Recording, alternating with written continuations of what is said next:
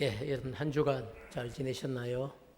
어쨌든 벌써 6월의 첫 주일이 되었습니다. 이제 무더운 여름이 시작될 것 같고요. 이 무더운 여름을 잘 이겨내기 위해서 오늘 우리가 말씀을 잘 듣는 것이 정말 필수적이다, 이런 생각이 듭니다. 어쨌든 오늘도 말씀을 통해서 여러분에게 들려주시는 분명한 하나님의 음성이 있기를 주님의 이름으로 축복합니다.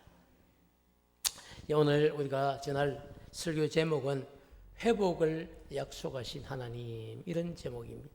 회복을 약속하신 하나님.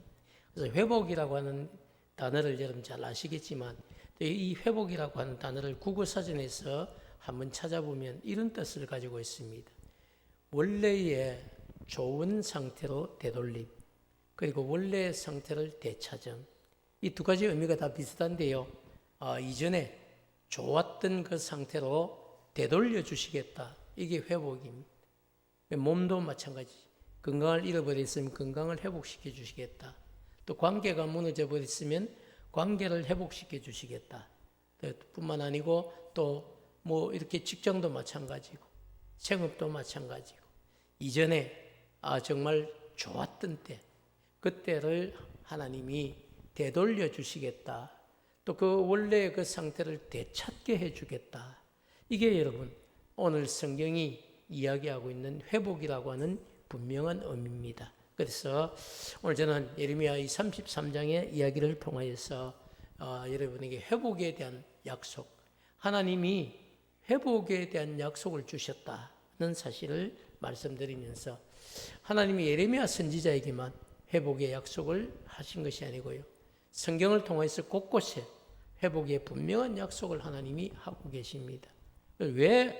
그러면 어떻게 할 때에 하나님이 우리를 회복시켜 주시는가, 그 영적인 원리를 오늘 여러분에게 전하고 싶습니다. 오늘 그래서 우리가 읽은 예레미야 33장 우리가 부분을 읽었는데요. 이 예레미야 33장 이야기는 여호와 하나님께서 하나님의 말씀을 전하다가, 다른 일 아닙니다. 죄를 지은 것 아니에요.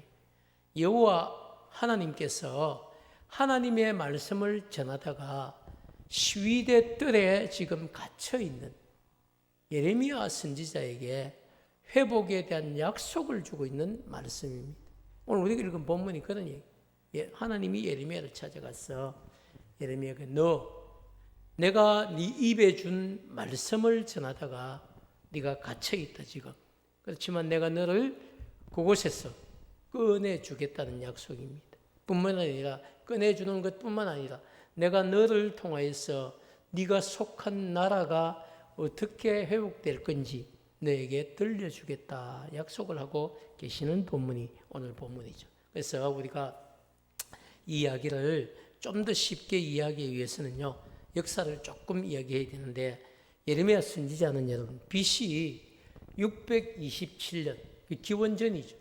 기원전 627년부터 580년까지 기원전을 이야기할 때는 큰 숫자가 더 오래된 겁니다. BC 627년에서 586년에 이르기까지 활동을 하면서 남유다 나라에서 그 나라가 바벨론의 공격을 받게 되는데요. 1차 공격, 2차 공격, 그리고 3차 공격에 의해서 완전히 나라가 다 멸망하게 됩니다.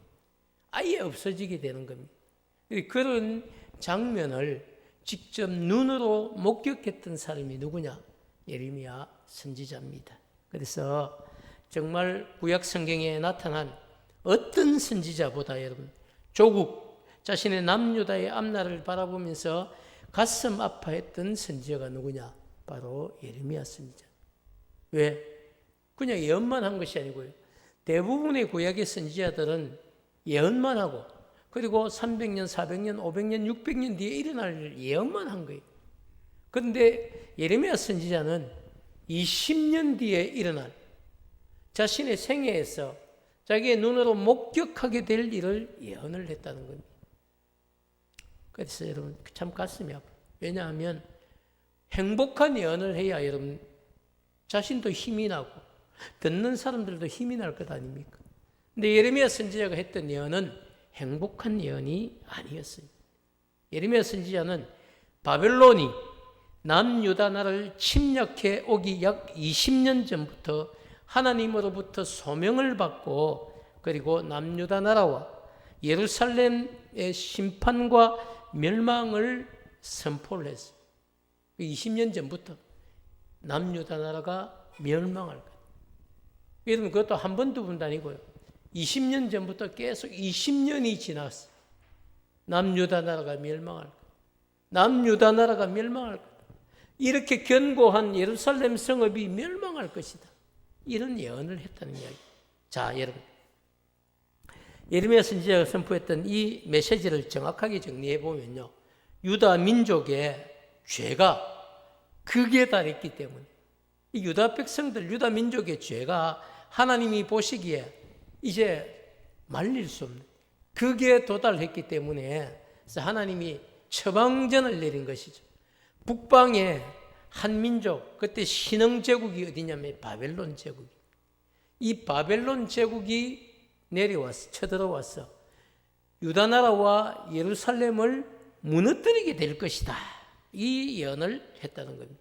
심지어 이 예언이 자신의 이야기가 아니고 하나님의 뜻이라고 분명하게 얘기를 하고 그래서 북방으로부터 공격해오는 바벨론에 대항을 하지 말고 항복하고 포로로 끌려가 있으면 70년이 지난 다음에 하나님이 다시 돌아오게 해주겠다고 약속을 하셨다는 겁니다. 이게 예레미야 선지자가 전한 내용입니다. 자, 여러분 이해가 되시죠? 결국은 여러분 행복한 예언을 한 것이 아니고요. 너희들이 지금 지은 죄가 너무 엄청나기 때문에 하나님이 더 이상 너희들을 그냥 두지 않고 너희들을 멸망시킬 것이다. 그런데 누구를 통해서? 바벨론 제국을 통해서 너희들을 멸망시킬 것인데 그러면 그것이 하나님의 뜻인 줄 알고 순순히 전쟁도 치지 말고 싸우지도 말고 그냥 포로로 끌려가라는 이야기입니다. 그러면 하나님이 때가 되면 70년이 지나서 너희들을 다시 데려와서 회복시키겠다 이렇게 말씀하셨다고 그걸 계속 선언을 하는 겁니다. 선포를 하는 겁니다. 자, 여러분 아무리 믿음이 좋아도 그죠? 이 예언을 듣고 아멘 할 수 있는 유다 민족이 유다 백성이 얼마나 있겠습니까? 여러분 생각해 보십시오. 제가 만약에 그죠? 비가는 애들 오늘 저녁에 없는데 오늘 저녁에 한일전 축구 시합을 있다고 생각을 해보십시오. 목사님이 주일 오전에 설교를 하면서 여러분 오늘 저녁에 축구 시합이 있을 건데 제가 보기에는 아니면 하나님께서 제게 말씀하셨는데 한국이 일본한테 2대0으로 질 겁니다. 이러면 여러분 속으로 어떻게 하겠습니까? 뭔 저런 이야기를 하고 있노? 지더라도 어떻게? 질값에 뭐 어떻게 해야 됩니까? 이긴다고 얘기를 했지. 어느 나라하고는 특별히 일본하고는 그렇지 않습니까? 그게 여러분 국민의 정서라는 거거든. 그 지금 여러분 유다 백성들의 정서가 지금 바벨론 제국이 쳐들어와도 우리가 아무리 죄를 지었지만 그래서 바벨론 제국이 쳐들어와도 하나님은 우리 편이 되어서 우리 유다 나라가 바벨론 제국한테 이길 것이다. 이렇게 예언을 해야 거기에 아멘을 하지 않겠습니까? 이해되시죠, 여러분?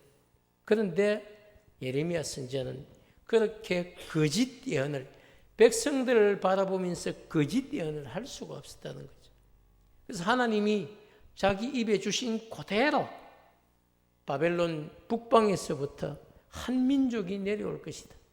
그리고 그 민족이 우리를 1차, 2차, 3차에 걸친 공격을 하고 결국은 이 유다 나라가 완전히 세상에서 없어질 거다. 너희들이 믿고 있는 예루살렘 성읍마저도 저 견고한 예루살렘 성읍마저도 돌 위에 돌 하나 남지 않고 다 무너질 거다. 이런 예언을 했다는 겁니다. 누가 여러분 거기에 아멘을 하겠습니까? 제정신이 있으면 아무도 거기에 여러분 아멘을 하지 않겠죠. 그래서 여러분 예레미야가 선포한 이 심판과 멸망의 메시지를 듣고 아멘으로 화답하지 않았다는 겁니다. 그 정도가 아니고요. 아멘으로 화답하지 않은 정도 하나님의 음성을 분별하지 못하는 거짓 선지자들은 예레미야 선지자를 모함하기 시작했습니다. 저 예언은 거짓이라고. 자기가 만드는 예언이라고, 하나님으로부터 받은 예언 아니라고 막 모함을 하기 시작합니다.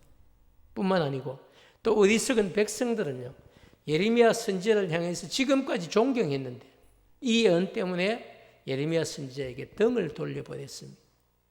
이제 예레미야 선지자 이야기는 안 들을 거야. 우리한테 복된 예언을 하지 않고 저주를 퍼부었다는 겁니다. 심판을 예언했다는 겁니다. 그래서 예레미야 선지자 인기를 다 잃어버렸어요. 그리고 여러분, 시드기야 왕, 그 당시 유다 왕인데요, 시드기야 왕 그 예언을 듣고 분노를 하는 겁니다. 그리고 그를 잡아다가, 지금까지 존경했던 선지자인데 잡아다가 그를 시위대 뜰 안에 가두어 버린 거예요. 마치 요셉이 감옥 안에 갇히듯이 예레미야 선지자도 감옥 안에 갇혀버린 거예요. 자, 여러분 한번 생각해 보시죠. 이런 생각을 해보세요. 여러분 스스로 한 것 아니고요, 하나님께서 시켜서, 하나님께서 예레미야 선지자에게 시켜서 예레미야야, 너 이 예언을 선포해라 이렇게 시키셔서 그냥 순종하는 마음으로 예레미야 선지자는요, 그냥 앞으로 되어질 일들을 예언한 것뿐이에요. 그런데 여러분, 백성들은 등을 돌렸고요, 왕은 분노하여서 자신을 뜰에 가두어 버리고, 여러분 예레미야 선지자가 무슨 죄를 지었다고 이렇게 억울한 상황을 겪어야 됩니까? 왜 시대들에 여러분 갇혀서 죄수의 신세가 되어야만 합니까? 예레미야 선지자 입장에서 생각해 보면 자신도 사실은 마음에 내키지 않지만 그래도 하나님께서 하라고 하셔서 앞으로 되어질 일을 여러분 예언한 것뿐인데 뭘 잘못했다고 이런 여러분 사람들로부터 지탄을 받고 손가락질 받고 감옥에 갇히는 이런 억울한 일을 겪어야 됩니까? 사랑 여러분, 근데 여러분 우리가 살아가다 보면요, 예레미야 선지자뿐만 아니라 저와 여러분도 우리가 신앙생활 믿음 지키려고 하다 보면요, 예레미야 선지자처럼 우리가 원치 않는 상황을 만날 때가 있다는 겁니다. 생각해 보십시오. 그렇지만 여러분 한번 생각해 보십시오. 여러분은 그런 일이 없습니까? 믿음 지키려고 하다가 오해를 받을 때가 많습니다. 또 믿음 지키려고 하다가 손가락질 받을 때 있죠. 믿음 지키려고 하다가 아이고 다른 사람은 다 그래 안 살던데 지만 뭐 특별하다고 이런 이야기 들을 때 있지 않습니까? 믿음을 지키려고 하다가 겪는 어려움이 있습니다. 똑같이 예수 믿는데 지만 무슨 특별하다고 그렇게 하면서 우리의 믿음을 짓밟는 이야기들을 듣게 됩니다. 여러분 그럴 때 어떤 마음이 듭니까? 좀 억울하지 않습니까? 근데 여러분 억울해하지 마시기 바랍니다. 왜냐하면요, 하나님은 정말 우리가 잊지 말아야 될 것은요, 하나님은 그 일을 하라고 말씀하신 하나님은 예레미야 선지자를 그런 안타까운 상황에 처한 예레미야 선지자를 구경만 하고 계시지 않았다는 것입니다. 저는 오늘 이런 이야기를 좀 하고 싶어요. 우리가 믿는 하나님은 우리가 정말 믿음을 지키면서 살려고 하다가 우리 앞에 다가오는 어려움을 겪을 때에 구경만 하시는 하나님이 아니라는, 그래 너 잘하네, 너 혼자 한번 해결해봐, 나 그냥 지켜봐 줄게, 내가 박수 쳐줄게, 네 혼자 해결해봐, 그런 하나님이 아니라는 거예요. 지켜보고 계시다가 정말 적절한 순간에 우리를 도우시는 살아계신 하나님이 바로 저와 여러분이 믿는 하나님이라는 사실을 우리는 꼭 기억을 해야 됩니다. 그게 없으면요, 우리의 신앙은 너무너무 억울합니다. 그게 없으면 여러분 우리가 누굴 믿고 살아갈 수 있겠어요?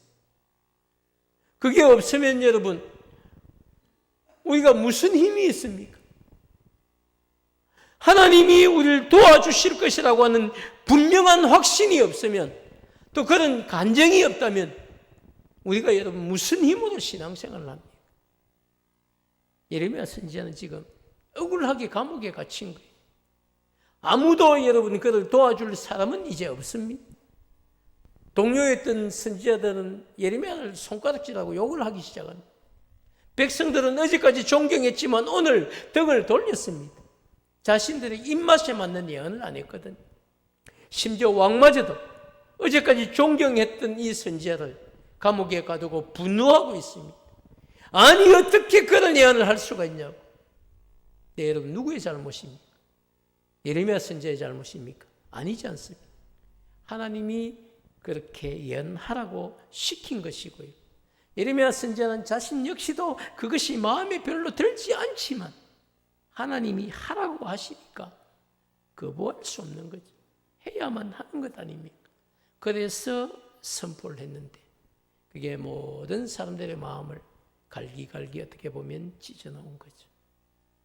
사랑하는 여러분, 그래서 정말 안타깝고 억울하고 뭐 어떻게 표현을 하겠습니까? 그런데 너무 감사한 것은요, 하나님이 그런 상황을 구경만 하고 계시지 않았다는 겁니다. 너무 감사하죠. 하나님은 그저 억울하게 시위대 뜰에 갇혀 있는 예레미야 선지자를 다시 찾아오는 겁니다. 그래서 두 번째 말씀하시기를 그런 표현이 있는데요, 한 가지를 분명하게 약속해 주셨습니다. 그게 3절 말씀인데요, 오늘 우리 3절 말씀을 한번 같이 읽도록 하겠습니다. 3절입니다. 시작. 너는 내게 부르짖으라. 내가 내게 응답하겠고 내가 알지 못하는 크고 은밀한 일을 내게 보이리라. 아멘. 그렇죠, 여러분. 여호와 하나님께서 지금 억울하게 시대들에 갇혀 있는 예레미야를 찾아오셔서 말씀하신 것은요, 한마디로 부르짖으라고 하신 것입니다. 네가 지금 시대들 안에 갇힌 신세가 된 것은 인간적으로 볼 때에 너무 억울한 상황이지만 그래도 그 안에서 나를 바라보고 간절히 부르짖으라, 이렇게 하나님이 말씀을 하시는 거죠. 여러분 3절에서 말씀하고 있는 이 부르짖는다는 단어는요, 히브리어 카라 이런 단어입니다. 무슨 단어라고요? 자신 있게 한번 해보시면 좋겠습니다. 가라. 시작. 그래, 가라 이런 거 아닙니다. 카레 할 때 가라 이런 단어거든요. 그래서 이게 뭐냐면 절규하다, 부르짖다 이런 뜻이에요. 자, 여러분 한번 생각해 보시죠. 예를 든다면 이런 거예요. 심한 여러분 갈증 속에서 목이 말라서 정말 목이 말라 죽고 싶었던 이런 삼손이 목에 갈증을 위해서 물을 달라고 부르짖었던 거예요. 그래서 하나님이 그에게 물을 주시죠. 그게 여러분 엔하골의 은혜 아닙니까? 절규했던, 너무너무 목이 말랐어. 손가락 끝으로 차라리 물 한 방울이라도 찍어줬으면 좋겠다는, 여러분 그렇게 절규하는 그게 바로 부르짖으라, 가라 이런 단어입니다. 그뿐만 아니죠. 결혼을 했지만 여러분 아들을 낳지 못해서 갈급한 심령으로 자녀의 잉태를 위해 간절히 부르짖던 여인이 누굽니까? 한나죠. 한나가 하나님 앞에 나와서 눈물로 호소했던 것. 가라, 절규하다는 단어입니다. 사랑하는 여러분, 우리가 크게 죄를 짓지도 않았고요, 주일마다 이렇게 예배 자리 와서 예배도 잘 드리고 나름대로 그래도 신앙인답게 살려고 최선을 다하고 있는데, 때때로 여러분 이해할 수 없는 상황이 우리 앞에 엄습해 올 때가 있습니다. 이해할 수 없는 사건이나 이해할 수 없는 환경으로 인해 여러분 우리가 마음이 상할 때도 있지 않습니까? 아니 왜 내가 이렇게 신앙생활 나름 열심히 잘하고 있는데, 내가 그래도 뭐 큰 죄를 지은 것도 아닌데 왜 내게 이런 일이 다가오냐고, 여러분 이런 생각이 들 때가 있습니다. 없으면 그건 너무 다행이고요. 제가 볼 때 육신의 질병도 마찬가지죠. 내가 왜 잘 길 걷다가 왜가 넘어지는 거예요? 넘어지면 툴툴 털고 일어나면 될 것 같은데 넘어졌어요, 여러분. 다리를 다치기도 하고, 뭐 이렇게 숨을 쉬다가 옆에 갈비뼈가 나가기도 하고, 또 아니면 여러분 열심히 기도하고 지금까지 가르쳤는데 자식들이 부모의 신앙을 따라오지 못하고 세상 가운데서 갈등을 하고 있는 이런 모습을 보이기도 하고, 또 사업을 시작했는데 남들은 다 인간적인 방법으로 잘 되는데 나는 믿음 지키면서 하는데도 걸림돌이 있을 수 있습니다. 믿었던 친구에게 여러분 돈을 빌려줬다가 떼이기도 하고요. 또 직장 가운데서 진급을 해야 되는데 같이 술 먹고 뭐 잘 놀던 사람들은 다 진급을 하는데 자신은 믿음을 지켰는데도 진급이 안 될 수도 있습니다. 여러분, 왜 이런 일이 없겠어요? 왜 이런 일이 다반사? 때때로 정말 그렇게 이해할 수 없는 상황이 우리 앞에 엄습해 오기도 하고요. 이해할 수 없는 사건, 사고, 환경 이런 것들이 우리의 마음을 상할 때 하고 있습니다. 인간적으로 생각해 보면요, 내가 크게 죄를 지은 것도 아니고 나름대로 신앙생활 잘 하고 있는데 왜 이런 일이 생기는가 하고 의문이 생길 때가 있다는 겁니다.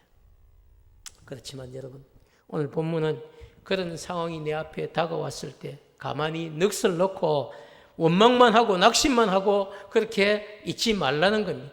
왜? 우리가 믿는 하나님은 우리를 향해 이렇게 말씀, 너는 내게 부르짖어라. 너는 내게 가라 해라는 겁니다. 부르짖으라는 겁니다. 왜? 왜 여러분 하나님 앞에 부르짖으라고 합니다? 하나님께서 그죠? 이런 억울한 상황 앞에서 부르짖기만 하면 하나님이 책임을 져주신다는 겁니다.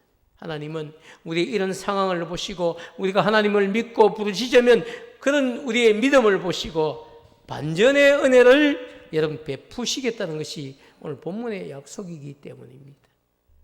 사랑하는 여러분, 하나님은 오늘 우리 앞에 닥친 현실일 뿐 아니라 여러분 미래의 모든 일까지도 주관하시는 분이 누구십니까?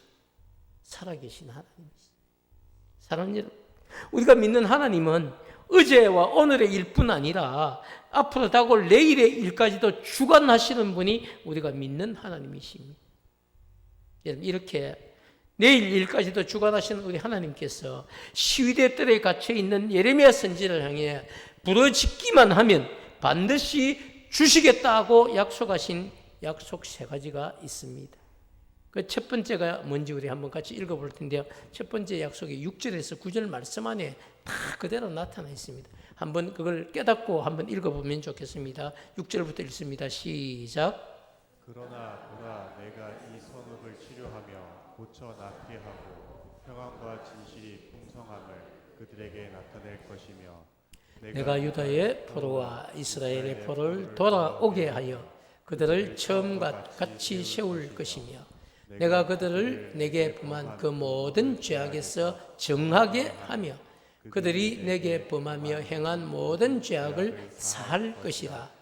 이 성읍이 세계 열방 앞에서 나의 기쁜 이름이 될 것이며 찬송과 영광이 될 것이요 그들은 내가 이 백성에게 베푼 모든 복을 들을 것이요 내가 이 성읍에 베푼 모든 복과 모든 평안으로 말미암아 두려워하며 떨리라. 아멘.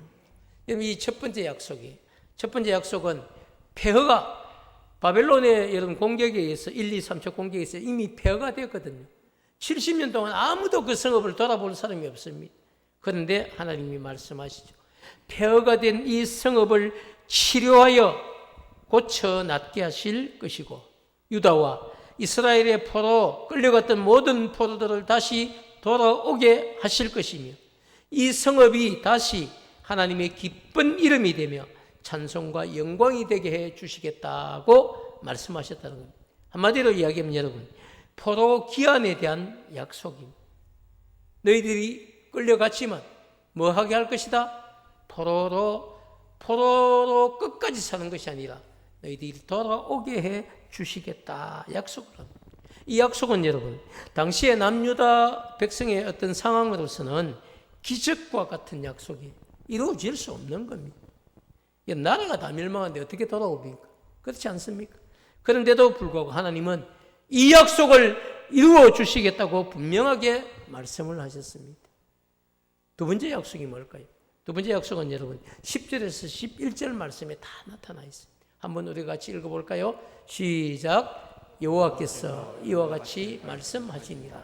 너희가 가리켜 말하기를 황폐하여 사람도 없고 짐승도 없다던 여기 곧 황폐하여 사람도 없고 주민도 없고 짐승도 없던 유다 성읍들과 예루살렘 거리에서 즐거워하는 소리, 기뻐하는 소리, 신랑의 소리, 신부의 소리와 및 만군의 여호와께 감사하라. 여호와는 선하시니 그 인자심이 영원하다 하는 소리와 여호와의 성전에 감사제를 드리는 자들의 소리가 다시 들리리니 이는 내가 이 땅에 포를 돌려보내어 지난날처럼 되게 할 것입니다. 여호와의 말씀이니라. 두 번째 약속이 이런 뭡니까? 두 번째 약속을 보면요, 끊어졌던 신랑의 소리, 신부의 소리가 다시 시작될 것이고 여호와의 성전에 감사제를 드리는 소리가 다시 들리게 될 것이다. 한마디로 정리하면요, 성전 예배를 다시 뭐 하겠다는 겁니까? 회복시켜 주시겠다는 말씀입니다. 이 약속도 여러분, 당시로서는 이루어질 수 없는 기적 같은 약속이죠. 그렇지만 하나님은 이 약속을 이루시고 자기 백성에게 다시 내가 예배를 받겠다고 말씀을 하시는 겁니다. 세 번째 약속이 뭘까요? 세 번째 약속 12절 13절 안에 나타나는데 한번 같이 읽도록 하겠습니다. 시작. 만군의 여호와께서 이와 같이 말씀하시니라. 황폐하여 사람도 없고 짐승도 없던 이곳과 그 모든 성읍에 다시 목자가 살 곳이 있으니 그의 양떼를 눕게 할 것이라. 산지 성읍들과 평지 성읍들과 네겝의 성읍들과 베냐민 땅과 예루살렘 사면과 유다 성읍들에서 양떼가 다시 계수하는 자의 손 아래로 지나리라. 여호와의 말씀이니라. 아멘.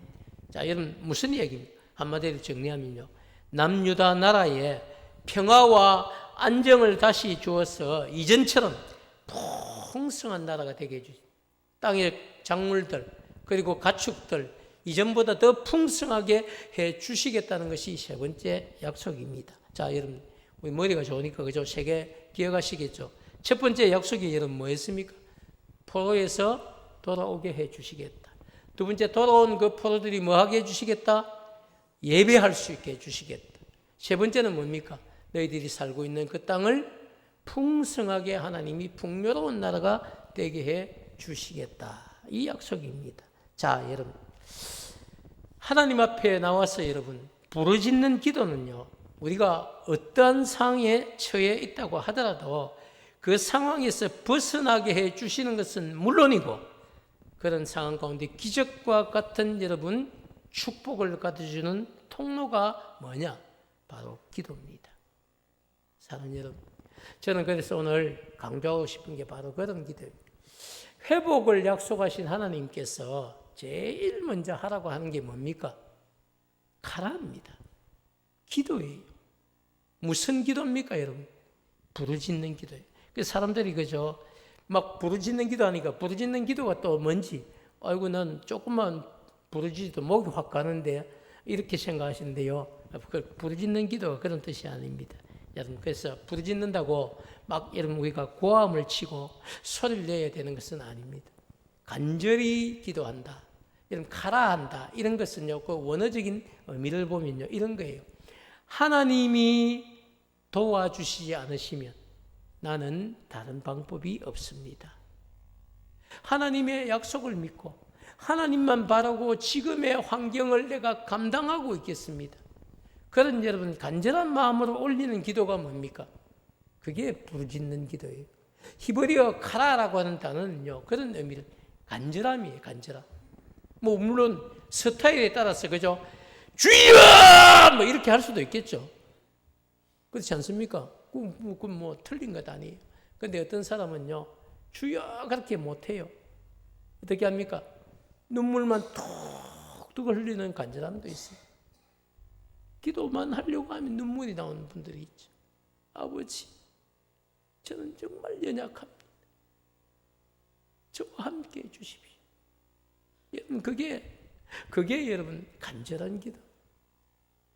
그리고 아무리 인간적인 노력을 해도 내 의지대로 되지 않는 것을 가지고 하나님 앞에 가지고 와서 아버지 도와주세요. 도와주세요. 도와주세요. 여러분, 이렇게 올려드리는 기도가 간절한 기도라는 이야기죠. 사랑하는 여러분, 기도하지 않는 것은요, 그 마음 안에 뭐가 있냐면 두 가지가 있어요. 하나님이 안 도와주셔도 나는 내 힘으로 다 해결할 수 있습니다. 그런 분은 기도 잘 안 해요. 기도하라고 해도 왜 하는지도 모릅니다. 또 어떤 마음이 있냐면요, 이거 기도한다고 되겠나? 내 기도해봤는데 나는 뭐 기도에 별로 응답도 못 받아봤다. 이런 마음을 가지신 분들은 기도할 수가 없습니다.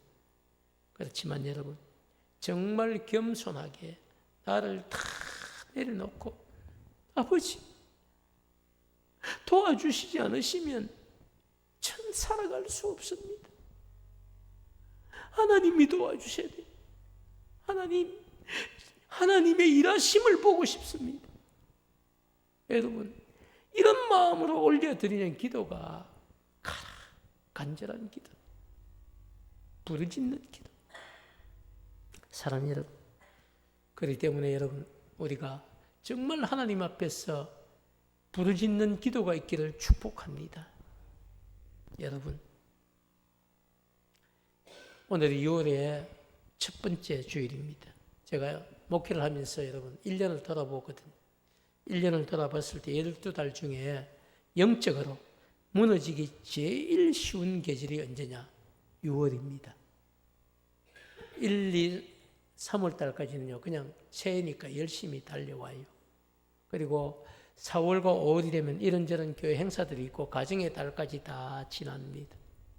그리고 이제 6월이 되면요, 가정의 달도 끝나고 행사도 끝나고 뭐 별 일이 없는 것 같아요. 그러면 그때부터 이제 여름이 시작됩니다. 덥거든요. 뭘 해보려고 하니까 덥고 짜증도 나고 굳이 또 왜 내가 해야 되노 싶고 그런 마음에서 여러분 우리가 무너집니다. 덥다고 타협하기 시작하는 계절이 6월입니다. 다른 사람과 타협하는 자기 스스로 타협을 하는 거죠. 그렇기 때문에 거꾸로 생각하면 여러분 기도하지 않으면 버텨낼 수 없는 것이 6월입니다. 특별히 여러분 우리 교회는 지난주에 공동의를 통해서 너무 귀하게 장립집사 5분, 권사 10분을 피택하는 은혜를 얻었습니다. 1차에 여러분 이렇게 되는 교회가 없습니다. 저는 우리 교회 주신 은혜라고 생각합니다. 그렇기 때문에 여러분 우리가 피택되신 분들은요 당연히 기도로 임직받도록 준비를 지금부터 철저히 해야 됩니다. 그리고 동시에 피택 여러분 하신 성도들 여러분의 손으로 피택된 분들을 놓고요 함께 중보하고 기도해야 됩니다. 그리고 피택된 분들이 5개월간의 훈련을 잘 받고 우리 품원교회 귀한 일꾼들로 세워지도록 끝까지 기도의 끈을 놓지 않아야 됩니다. 여러분의 기도가 중직자를 중직자 되게 만듭니다. 그래서 교회는 여러분 피택됐다고 끝이 아니고 피택된 분들을 여러분 훈련을 시켜야 돼요. 그리고 그 훈련을 통해서 주님의 용사로 거듭나도록 여러분이 함께 기도해 주셔야 됩니다. 그래서 오늘부터 여러분 피택받은 분들이 5개월간 훈련을 잘 받을 수 있도록 기도해 주시고요. 또 우리 성도들은 피택을 받은 분들이 훈련을 잘 받고 귀한 일꾼들로 세워지도록 5개월간의 훈련 여정 가운데 함께 하실 수 있도록 여러분이 기도해 주셔야 됩니다. 왜 그렇습니까? 이 훈련 기간에는요, 아파도 안 돼요. 아파도 안 되고, 큰일이 일어나도 안 됩니다. 그리고 이 훈련 기간에는요, 낙심해도 안 됩니다. 시험 들면 더더욱 안 됩니다. 그래서 정말 좋은 환경 가운데서 훈련을 잘 받고, 정말 5개월 뒤 임직을 받을 때는요, 정말 교회가 든든히 젊은 일꾼들로 이제 다시 무장을 하고, 이미 경륜이 있는 일꾼들과 젊은 일꾼들이 하나가 되어져서 주님의 몸된 교회를 든든히 세워가는 그런 여러분 그날을 한번 바라보십시오. 저는 그것이 여러분 우리 교회에 주신 회복이라고 믿습니다. 여러분 회복을 위해서 기도의 끈을 놓치면 안 됩니다. 회복을 위해서 간절한 기도가 있어야 돼요. 그리고 우리의 기도를 들으시고 일하시는 하나님의 역사가 있어야 됩니다. 사랑하는 여러분, 그 모든 일들을 놓고 함께 기도할 수 있는 우리 모두가 되기를 주님의 이름으로 축복합니다.